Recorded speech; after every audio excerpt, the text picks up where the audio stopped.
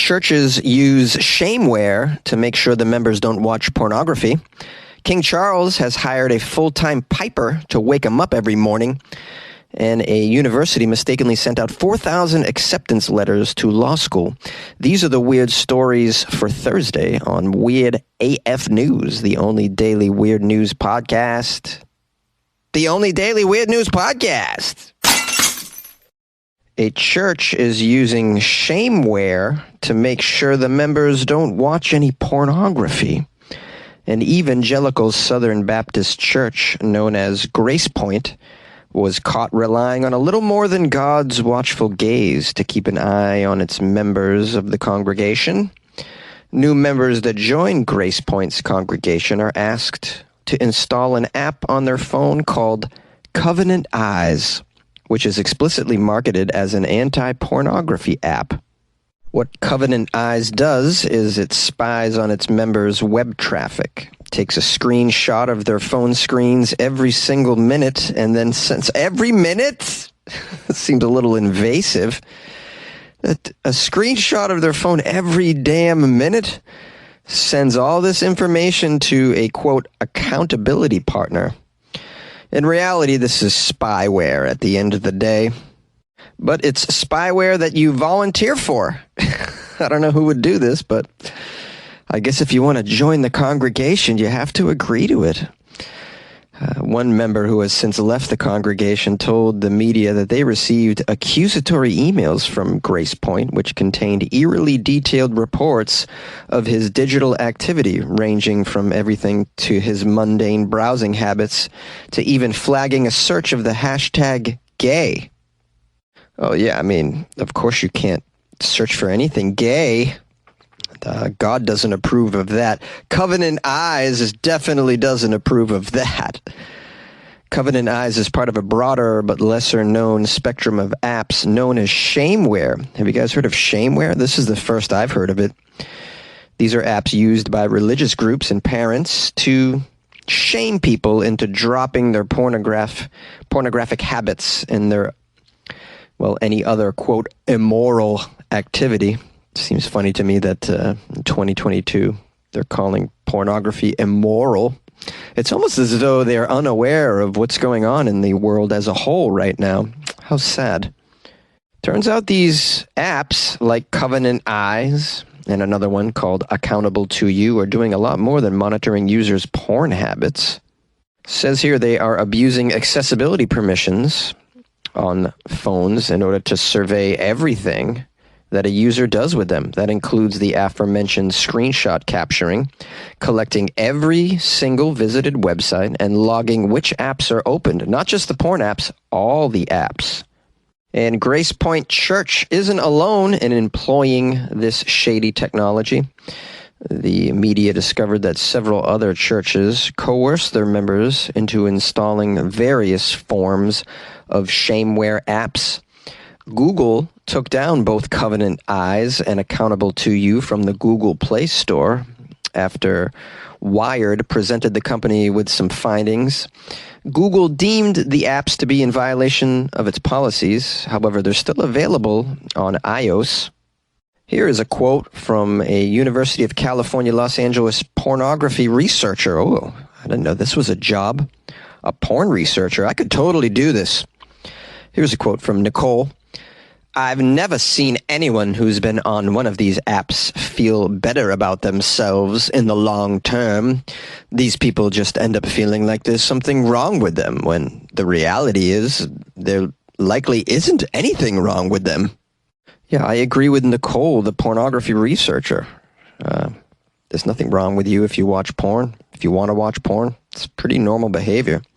Considering the spectrum of behavior that's going on in 2022, it's pretty crazy. I think watching porn is pretty mundane. It's just a damn shame that a lot of these ideological institutions are completely out of touch with like modern society. They're behaving as though the year is 1612. I don't know how they continue to get away with it. The irony is a lot of them themselves within their organizations are sexual deviants. out of control. I think some Shameware apps need to be enforced on some of these clergy, to be honest with you. Yeah, I want to see some of the screenshots of Father O'Malley every minute. How about that? The king has hired a full-time piper to wake him up in the morning. Yes, the royals can be extra beyond belief, as you know.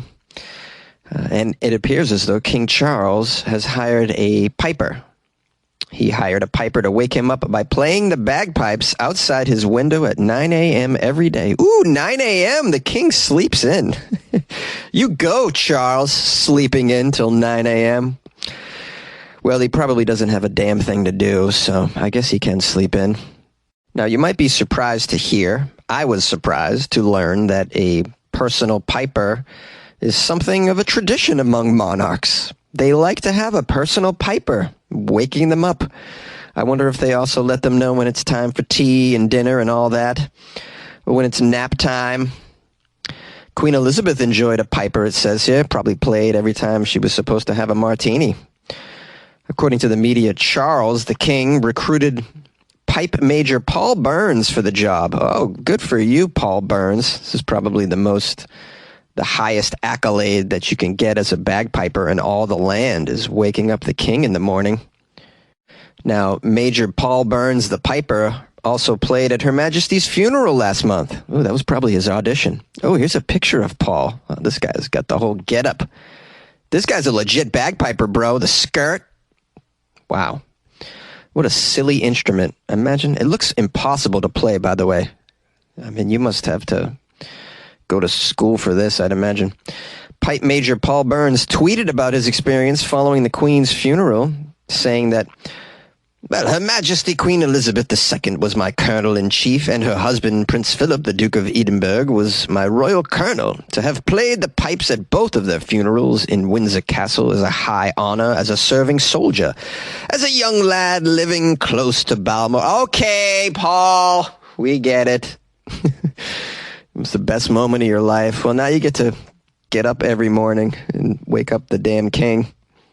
And that's the end of the article. It doesn't say what Paul gets paid. I'd imagine he gets paid pretty well to be the personal piper. A lot of P's in this story. I'm sorry about the popping. Now, let's say I was a king and I had a castle and I got to sleep in. I would not have a bagpiper wake me up at 9 a.m. It would be a professional personal beatboxer. How about that? Just outside my window in the morning, just...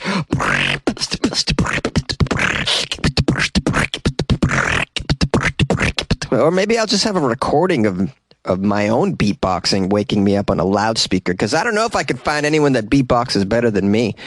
I got skills, guys. Beatboxing in a closet as an adult. Wow, really living the life right here.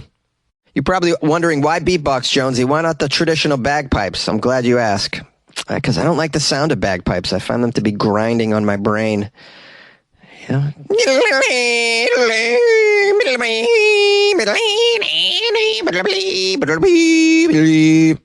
mean, that was a pretty bad impression of bagpipes, but you get the gist of it. It's kind of like what they sound like.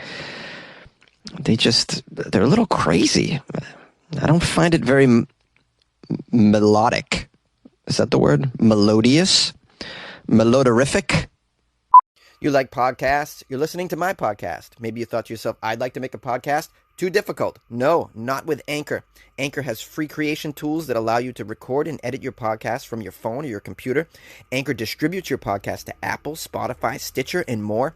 They have advertising integration, so you can even make a little money off your podcast. Everything you need to make a podcast in one place. Download the free Anchor app or go to anchor.fm to get started. And good luck with your podcast. Good luck with your creation. Good luck with your life, man. Yay! Northeastern University in Boston sends out 4,000 acceptance letters mistakenly. A woman was accepted to Northeastern University's School of Law. Good for her. 5 hours later, the school took it back. Oh, no. I'm going to do a Boston accent for this story. Her name's Lakeisha Papoutsakis of Northborough, Mass. Lakeisha received an email at 2 p.m. on Monday welcoming her to Northeastern's class of 2026. She had applied to the program twice already. She's a busy single mother of 4, And the school's flexible instruction fit into her schedule quite lovely. So she says, I'm hoping I could get into this Northeastern program.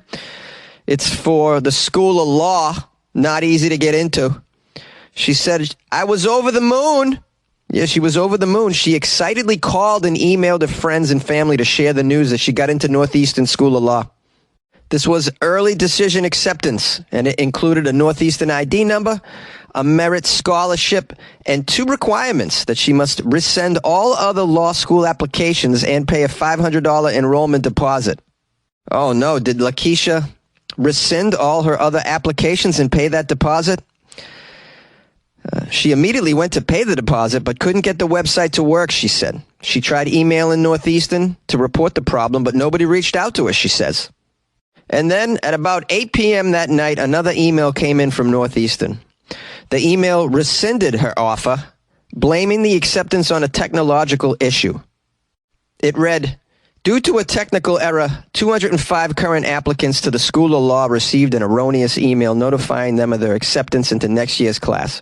Admissions decisions will not be finalized later in the academic year. Of course, Lakeisha says this was really disheartening. I'm glad she said disheartening. That's a great word to say with a Boston accent.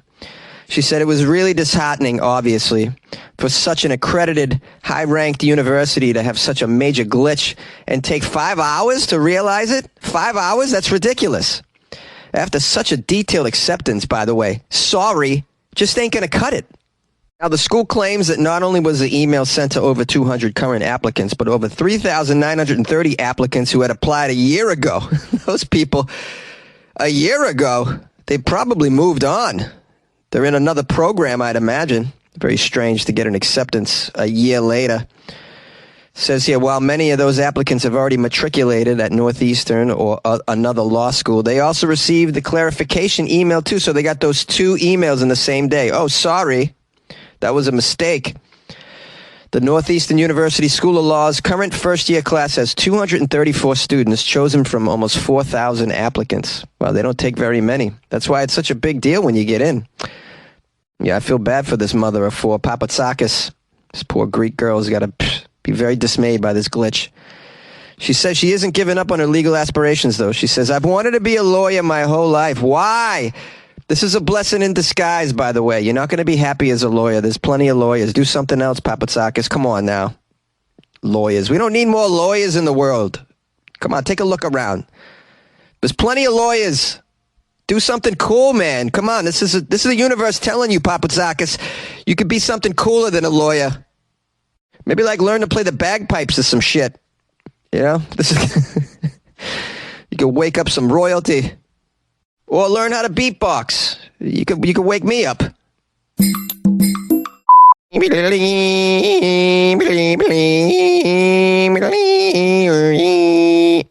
Can't do it. I can wear a skirt, though. Hey. What is with those skirts, by the way? Anyone have an answer to that?